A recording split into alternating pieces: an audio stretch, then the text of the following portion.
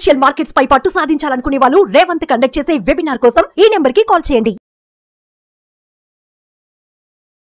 నమస్తే, welcome to Suman TV. నేను విష్ణు. ప్రస్తుతం పాటు కంటెంట్ క్రియేటర్ యశ్వంత్ పాల్గొంటున్నారు. తనతో మాట్లాడదాం.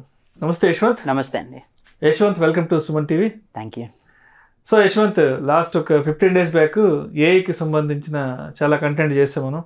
చాలా మంచి ఇన్ఫర్మేటివ్ వీడియోస్ కూడా మన ఆడియన్స్కి షేర్ చేయడం జరిగింది. అయితే ఏమవుతుందంటే యశ్వంత్, ఇప్పుడు టెక్నాలజీ ఎంత డెవలప్ అవుతుందో అంతే స్థాయిలో అది ఇంకొన్ని రకమైన ఇబ్బందులు కూడా దారితీస్తుంది. ఇప్పుడు ఇంటర్నెట్ అనేదాన్ని, సోషల్ మీడియా అనేదాన్ని కొంతమంది మంచిగా ఉపయోగించుకుంటున్నారు, ఇంకొంతమంది దాన్ని చెడుకి ఉపయోగించుకుంటున్నారు. సో టెక్నాలజీ డెవలప్ అయ్యే కొద్దీ దాంతోపాటు కొన్ని రకాల ఇబ్బందులు కూడా చుట్టుముడుతుంటాయి. ఎస్పెషల్లీ ఇప్పుడు ఏఐకి వచ్చేటప్పటికే రీసెంట్గా ఏఐ డీప్ ఫేక్స్ అంటూ కూడా కొన్ని వీడియోలు చూసాం. ఒక 3-4 months బ్యాక్ ఒక హీరోయిన్కి సంబంధించిన వీడియో కూడా, ఆవిడకి సంబంధించిన డీప్ ఫేక్ చేసి చాలా వల్గర్గా దాన్ని సోషల్ మీడియాలో చేశారు. తర్వాత సీనియర్ యాక్టర్ శోభన్ బాబు గారికి సంబంధించి అంటే ఆయన ఎంగేజ్లో ఎలా ఉంటారంటూ కూడా ఒక వీడియో చేయడం జరిగింది. అది కూడా బాగా వైరల్ అయింది కదా. సో ఏంటి అసలు ఈ ఏఐ డీప్ ఫేక్స్ మనం ఏ విధంగా జాగ్రత్తగా ఉండాలి, దీనివల్ల ఎటువంటి ఇబ్బందులు తలెత్తే అవకాశం ఉందంటారు అసలు? ఇప్పుడు పెద్దవాళ్ళు ఒక మాట చెప్పేవాళ్ళండి, మనకు ఏదైనా కూడా కంటితో చూస్తే కానీ నమ్మకం అనేవాళ్ళు. బట్ ఇప్పుడున్న సిచ్యువేషన్ ఎలా ఉందంటే మనం కంటితో చూసినా కూడా అది నిజమని మనం నమ్మలేం. డీప్ ఫేక్స్ ఏం చేస్తున్నాయంటే ఒరిజినల్కి డూప్లికేట్కి తేడా లేకుండా చేస్తున్నాయి. ఇప్పుడు మీరు చెప్పినట్టు ఒక యాక్ట్రెస్ రష్మిక మందన గారిది కూడా ఒక వీడియో అలా బయటకు వచ్చింది. అంటే ఎవరో ఒక నార్మల్ లేడీ తన ఫేస్ ని డీప్ ఫేక్ టెక్నాలజీ యూజ్ చేసి రష్మిక మందనలా మార్చుకుంది. తను కూడా రెస్పాండ్ అయ్యారు, హీరోయిన్ కూడా. అది సీరియస్ అయ్యారు. ఇప్పుడు మనం రీసెంట్ గా యుఎస్ లో చూసినట్టయితే అక్కడ డొనాల్డ్ ట్రంప్ కి కమలా హారిస్ కి మధ్య హోరాహోరీగా ఉంది పోర్. అయితే ఈ ప్రెసిడెన్షియల్ ఎలక్షన్ వాళ్ళు ఎలా చేస్తున్నారంటే డీప్ ఫేక్ వార్ అని ఒకటి నడుస్తుంది అక్కడ. అంటే డొనాల్డ్ ట్రంప్ ఫాల్స్ ప్రామిసులు చేస్తున్నట్టుగా ఈ కమలా హారిస్ సైడ్ వాళ్ళు, అలాగే కమలా హారిస్ ఫాల్స్ ప్రామిస్ చేస్తున్నట్టుగా ఇంకొన్ని ఇంకా వల్గర్ గా కూడా చేసి ఒకరి వైపు ఒకరు యుద్ధం చేస్తున్నారు డీప్ ఫేక్స్. అంటే వాళ్ళు మాట్లాడకపోయినా, వాళ్ళు చెప్పకపోయినా అచ్చం వాళ్ళలాగే ఉండి చెప్పేలాగా. అది చూసిన వాళ్ళకి మనకు ఒరిజినల్ కి డూప్లికేట్ కి తేడా తెలియదు. సో ఈ టైప్ లో అయితే డీప్ ఫేక్స్ ప్రపంచం మొత్తం కూడా ఇప్పుడైతే వ్యాపించేస్తున్నాయి మనకు. వీటితోనే పాటు కొంతమంది ఇప్పుడు బ్లాక్ మెయిల్స్ కూడా జరుగుతున్నాయి.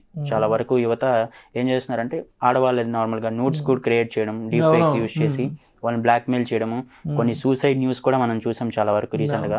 సో డీప్ ఫేక్స్ మీరు చెప్పినట్టు టెక్నాలజీ ఎంత ఫాస్ట్ గా డెవలప్ అవుతుందో దాంతో పాటు కొన్ని ప్రాబ్లమ్స్ కూడా అసోసియేట్ అయి ఉంటాయి. దాంట్లో ఒక ప్రాబ్లం ఏంటంటే డీప్ ఫేక్స్. ఇది నిజంగా మనం భయపడాల్సిన విషయమే. కొన్ని విషయాల్లో ఇది మనకు బాగుంటుంది. ఇప్పుడు మీరు ఇందాక చెప్పినట్టు చనిపోయిన వాళ్ళని వాళ్ళు ఇప్పుడు ఉన్నట్టుగా మనం చూసుకోవచ్చు. ఒకప్పుడు ఒక టెక్నాలజీ ఉంది, ఇప్పుడు కూడా రీసెంట్ గా డీప్ నాస్టాలజీ అని ఒక టెక్నాలజీ ఉంది. దాంట్లో ఏంటంటే మనకు ఇప్పుడు ఎవరైనా చనిపోయిన వాళ్ళ ఫొటోస్ కానివ్వచ్చు, మన చిన్నప్పుడు ఫొటోస్ కానివ్వచ్చు, ఆ ఫొటోస్ అప్లోడ్ చేసి మనం ఒకవేళ మూవ్ అయితే ఎలా ఉంటుంది, మనం అప్పుడు కదిలితే ఎలా ఉంటుంది, అలాంటివి కూడా చూసుకోవచ్చు. ఇలాంటివి ఓకే, ఒక లెవెల్ వరకు ఓకే. మనం ఇది టెక్నాలజీని మంచికి ఉపయోగించుకుంటున్నంత వరకు ఈ డీప్ ఫేక్స్ కూడా బాగానే ఉంటాయి. బట్ ఎప్పుడైతే చెడుకు ఉపయోగిస్తారో, ఇప్పుడు ఎలక్షన్ క్యాంపెయిన్ అనేది అది సీరియస్ థింగ్, అది ఒక దేశ భవిష్యత్తు. సో అలాంటి విషయాల్లో మనం సీరియస్ గా తీసుకోవాలి. ఇప్పుడు ఆడవాళ్ళ న్యూడ్స్ అనేది ఇవి కూడా చాలా సీరియస్ థింగ్. కాబట్టి ఎంత ఫాస్ట్ గా డెవలప్ అవుతుందో అంత ఫాస్ట్ గానే ప్రాబ్లమ్స్ కూడా ఉంది. కాబట్టి దీనికి ఖచ్చితంగా మనం అయితే ఏదో ఒక స్టెప్స్ అయితే తీసుకోవాలి, గవర్నమెంట్ నుంచి రావాలి. ఇప్పుడు కొన్ని కంట్రీస్ లో రెగ్యులేషన్స్ ఉన్నాయి. రీసెంట్ గా కాలిఫోర్నియా కోర్టు యుఎస్ లో వీటిని బ్యాన్ చేస్తూ ఒక స్టేట్మెంట్ ఇచ్చింది. జనరల్ గా వాళ్ళకి ఏంటంటే ఫ్రీడమ్ ఆఫ్ స్పీచ్ ఎక్కువ ఉంటుంది మనతో కంపేర్ చేసుకుంటే. ఇలాంటివి ఏం చేసినా కూడా వాళ్ళని నువ్వు ఇది పోస్ట్ చేసావు కాబట్టి నేను మేము అరెస్ట్ చేస్తున్నా అని చేయలేరు. బట్ వాళ్ళైతే ఇప్పుడు ఒక చట్టం అనేది తీసుకొస్తున్నారు ఈ డీప్ ఫేక్స్ ని కంట్రోల్ చేయడానికి.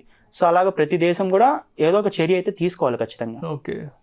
సో యశ్వంత్, మరి ఇటువంటి అనర్థాలను మనం ఏ విధంగా ఆపొచ్చు అంటారు అసలు? మన వరల్డ్ వైడ్ అయితే ఒక వెబ్సైట్ ఉంది, అది గవర్నమెంట్ బ్యాక్డ్ ఉంటుంది అది. సో మీరు ఎక్కడైనా ఇప్పుడు లెట్ సపోజ్ మీరు ఒక ఉమెన్ అయినా ఆర్ మీకు తెలిసిన ఉమెన్ కి ఎప్పుడైనా కూడా ఏదైనా ప్రాబ్లం వచ్చినా, అంటే వాళ్ళ న్యూడ్ సర్క్యులేట్ అవ్వడం కానీ ఇలాంటివి, పానిక్ అయ్యి ఏవేవో చేసుకోవడం కన్నా ముందు stopncii.org అని ఒక వెబ్సైట్ ఉంటుంది. ఆ వెబ్సైట్లోకి వెళ్ళి మీరు ఎక్కడ చూసారో ఆ పలానా సోర్స్ అనేది దాని వాళ్ళకి అప్లోడ్ చేస్తే సోషల్ మీడియా ఎంటిటీస్తో మాట్లాడి అది సర్క్యులేట్ అవ్వకుండా చేస్తారు. ఇప్పుడు సోషల్ మీడియాలో తలుచుకుంటే ట్విట్టర్లో సర్క్యులేట్ అవుతుందంటే ట్విట్టర్ తలుచుకుంటే ఆ సోర్స్ అది లీక్ అవ్వకుండా బ్యాన్ చేయొచ్చు ఆ కంటెంట్ని. అలానే ఏ సోషల్ మీడియా తలుచుకున్నా కూడా చేయొచ్చు. ఈ స్టాప్ ఎన్సిఐ ఏం చేస్తుందంటే సోషల్ మీడియా ప్లాట్ఫామ్స్తో కాంటాక్ట్ అయ్యి ఈ సోర్స్ని లేకుండా చేస్తుంది. కాబట్టి ఎవరు కూడా ప్యానిక్ అవ్వకుండా ఫస్ట్ మీ డీప్ ఫేక్ ఏదైనా బయటకు వచ్చింది అంటే ఫస్ట్ మీరు చేయాల్సింది ఇది, ఆ సోర్స్ లింక్ తీసుకొని ఆ స్టాప్ ఎన్సిఐలో సబ్మిట్ చేస్తే వాళ్ళు అది రిమూవ్ చేయడానికి ట్రై చేస్తారు. ఇది చాలా వరకు అవేర్నెస్ లేక సూసైడ్ దాకా కూడా వెళ్తున్నారు. అంత అవసరం అయితే లేదు ఈ రోజుల్లో. ఎందుకంటే ఒరిజినల్ కి డూప్లికేట్ కి తేడా తెలియదు. ఇంకొక 2 years పోతే మనం డూప్లికేట్ ని ఎక్కువ నమ్ముతామేమో, మనం చెప్పలేం. అంటే ఒరిజినల్ వచ్చినా కూడా నమ్మలేం మనం. ఇప్పుడు అంత డూప్లికేట్ కంటెంట్ ఎక్కువ అయిపోతూ ఉంటే ఏమవుతుందంటే డీప్ ఫేక్ నిజంగానే ఒరిజినల్ వచ్చినప్పుడు మనము ఓకే ఇది కూడా డీప్ ఫేక్ అయి ఉండొచ్చు అనే స్థితిలోకి వెళ్ళిపోవచ్చు. డీప్ ఫేక్ కంటెంట్ చూసి ఇదే ఒరిజినల్ అని కూడా చెప్పుకోవచ్చు. ఇప్పుడు ఎవరైనా లెట్ సపోజ్ మీ ఫాదరే మీకు డీప్ ఫేక్ యూజ్ చేసి కాల్ చేసి నాకు ఒక 1 lakh కావాలి పంపించు అంటే మనం పంపించేస్తాం. రీసెంట్ గా చైనాలో ఒక ఇన్సిడెంట్ జరిగింది. అంటే యూరోప్ కంపెనీ అది, నార్మల్ గా చైనాలో ఒక ఎంప్లాయీ ఉంటాడు. అతను ఫైనాన్స్ మేనేజర్ ఫోన్ చేసి నాకు అకౌంట్లో ఉన్న మనీ అంతా దీనికి ట్రాన్స్ఫర్ చేయని వీడియో కాల్లో చెప్పాడు. అది చూసి ఏమనుకున్నారు అంటే యాస్టీజ్ అతను వాళ్ళ మేనేజర్ లాగే ఉన్నాడు, ఫైనాన్స్ మేనేజర్ లాగే, కాబట్టి ఇతను అంతా పంపించేశాడు.